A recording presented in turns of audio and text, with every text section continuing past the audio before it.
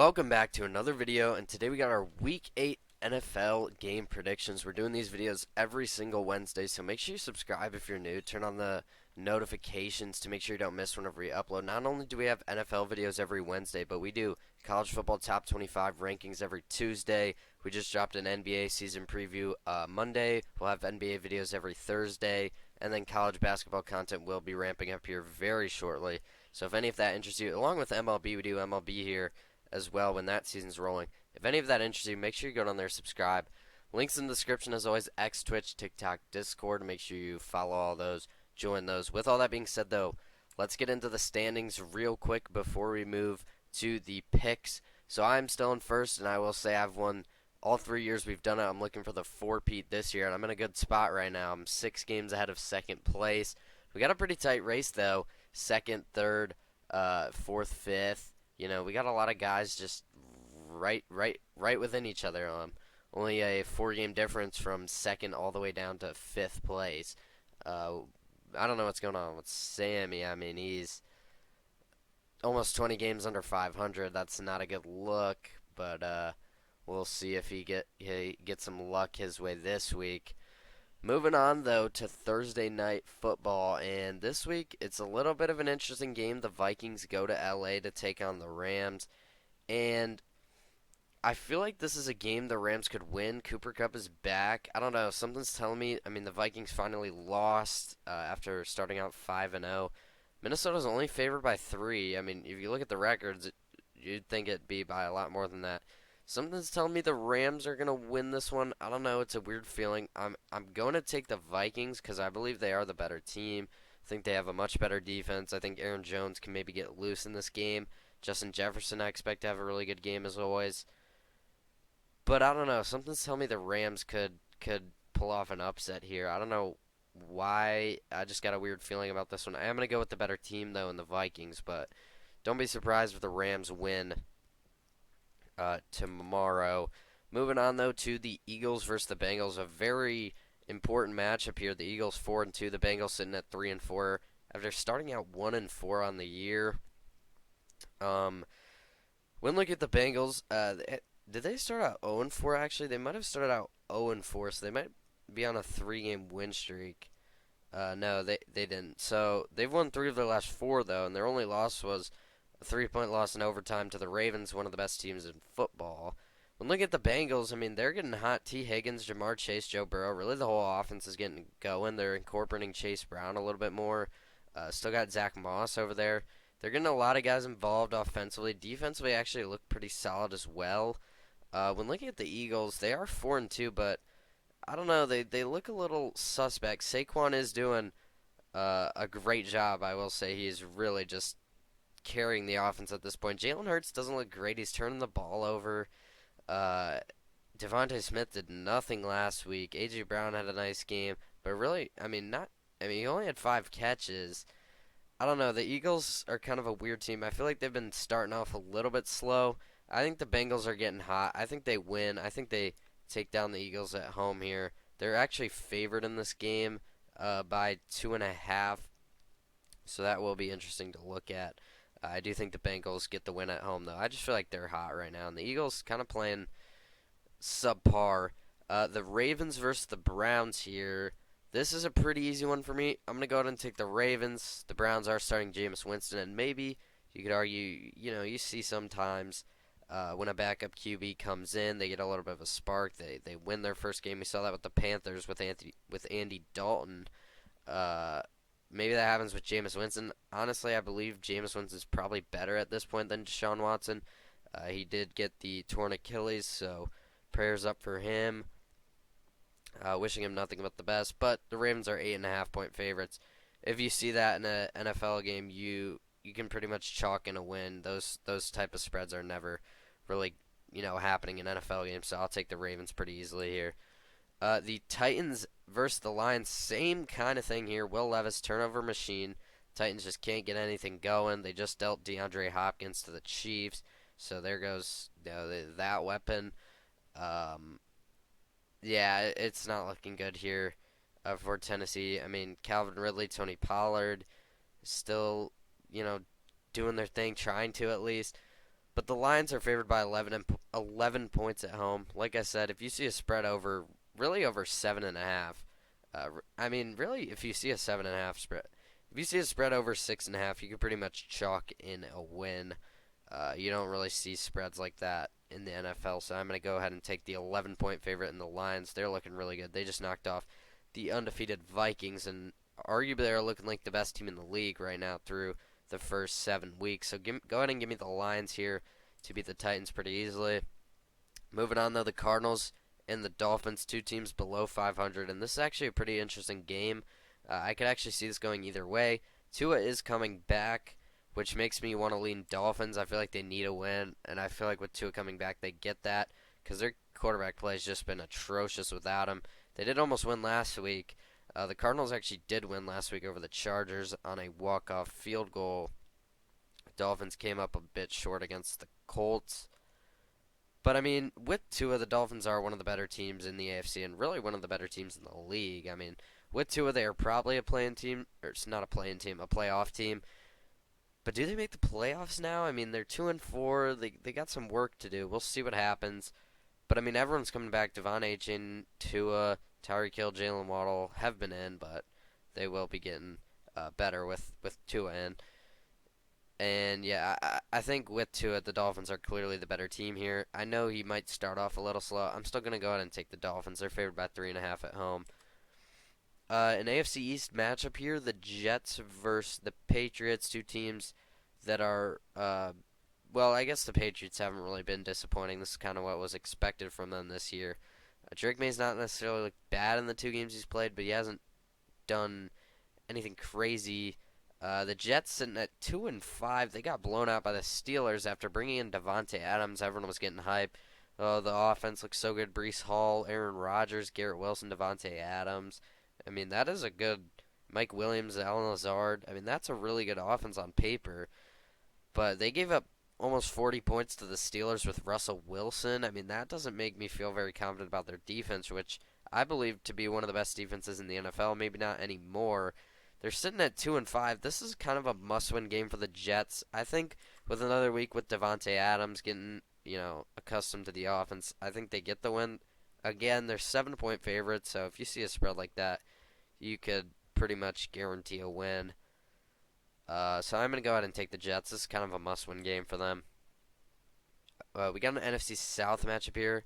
The Falcons take on the Buccaneers. Both teams 4-3. And this is an interesting one. I would probably go with the Buccaneers.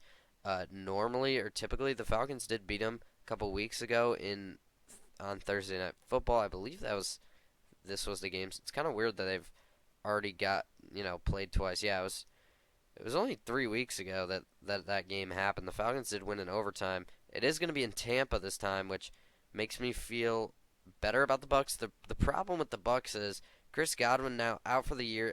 Mike Evans out until I believe week 10 or 11.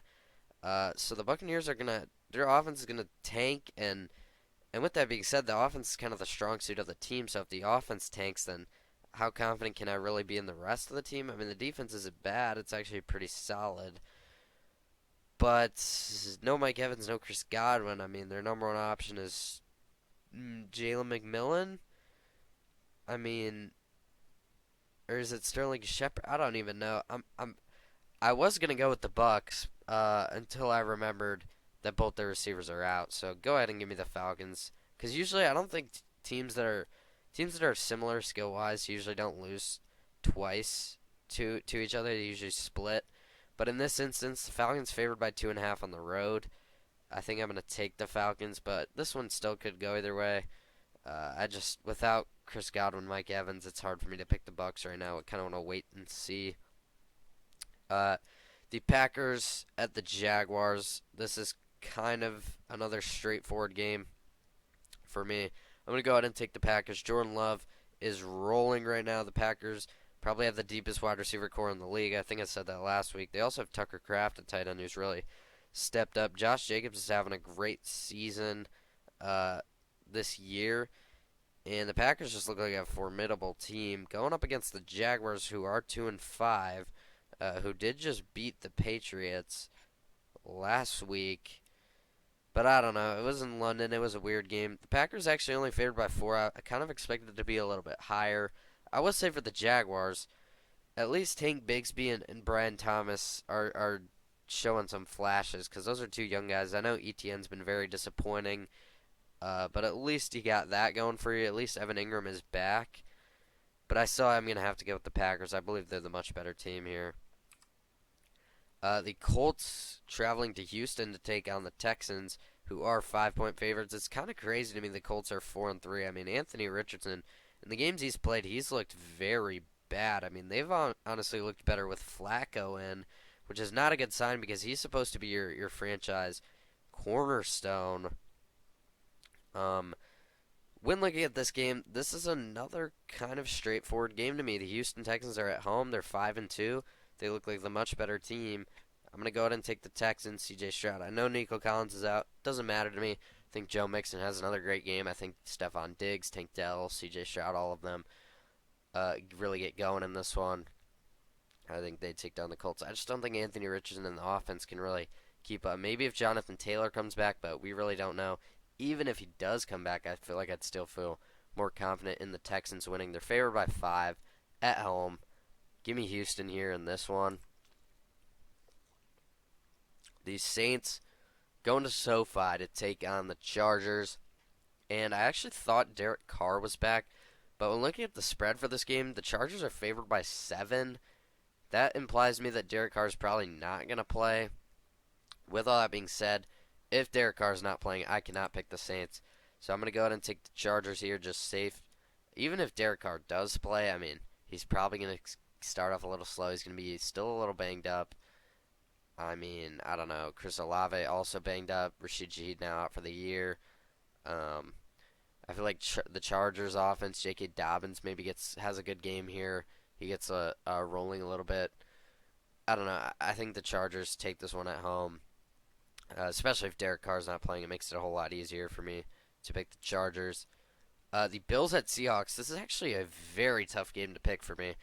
When at first glance, this looks like a Bills pick, but it's in Seattle. It's really far travel. I don't know. The Seahawks have been really good this year. They're 4-3. The Bills sitting at 5-2. The Seahawks just beat the Falcons on the road by 20 points. I mean, the Seahawks are looking really good. Geno, DK, JSN, Tyler Lockett, Kenneth Walker's having a great year. Good to see that if you're a Seattle fan. When looking at the Bills, they bring in Amari Cooper. He scores a touchdown. I mean, he's probably going to get better in this offense. I would expect James Cook, I believe, will also get better. He has been dealing with an injury. Josh Allen, still the guy. I mean, it's Josh Allen. I have a feeling Seattle could pull this off. I mean, this week looks like a pretty easy week to make picks on paper, which kind of makes me think the Seahawks could pull this one off. I'm going to go with the Bills. They're the safer pick. They are the better team here. But something's telling me Seattle. I'm still going to go with the Bills, though. I just believe overall they are better, so give me the better team. The Panthers at Broncos. Andy Dalton is out. Bryce Young is going to start once again for the Panthers, which I think is probably the right option. When looking at this game, though, the Broncos' defense has been elite. One of the best defenses in the league up until this point. The Broncos have not looked all that good. I mean, they are 4-3, but they've had a really easy schedule. Bo Nix hasn't necessarily looked bad, but I wouldn't say he's looked all that special either. I mean, he's shown some flashes. But, like I said, if you see a spread over 7 points, it's kind of a chalk it in win. The Broncos, of all teams, favored by 10 points. I mean, this is a no-brainer. The Panthers are probably the worst team in the league again. Give me the Broncos. Moving on, again, another just really easy one. There's not a lot of tough games to pick this week, which makes me feel like it could be a week of chaos. But again, it is the NFL. It's not college football, so maybe not. But the Chiefs going to the Raiders. I mean, the Raiders, who's even going to play? I think it's Minshew again now because O'Connell got hurt. It doesn't matter. The Chiefs are rolling. They're 6-0. Mahomes really has not had needed to do anything. Kareem Hunt's running all over teams. The Chiefs are a run-first team. They want to play defense. It's working. I mean, you don't like to see it from a fantasy aspect, but it is getting them wins. They're 6-0. I do expect them to absolutely handle the Raiders. They're favored by 10.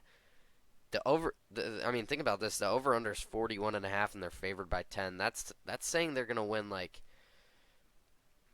20, 24-14 ish. 20. I mean, 26-16 ish. It's going to be a very low scoring game. The Raiders probably won't be able to do anything on offense against this Chiefs defense, who is one of the best in the league. Give me the Chiefs. I believe the final afternoon game this week that we're going to have to look at, the Bears versus Commanders. Now, if Jaden Daniels was 100% ready to go, I'd probably take the Commanders at home here. But with the fact that he's missing practice today, it's not looking like Jaden Daniels is going to play in this game. I think the Bears coming out of the bye, they're favored by 3 on the road as well. I think the Bears coming out of the bye, Caleb's looked really good in the past couple weeks. I think the Bears continue to roll. I think they get it done. I mean, Mariota doesn't scare me one bit. I think the Bears defense, I said this, well, I didn't say this, but I was thinking this a couple weeks ago when looking at this game. Even if Jaden Daniels was playing, I feel like they match up very well against the Commanders. I mean, the Commanders defensively are not a good team. It's really just, the Commanders defense is not great. The offense is really good, but the Bears defense is one of the best in the league. I feel like they match up well. I feel like they can contain Jaden Daniels.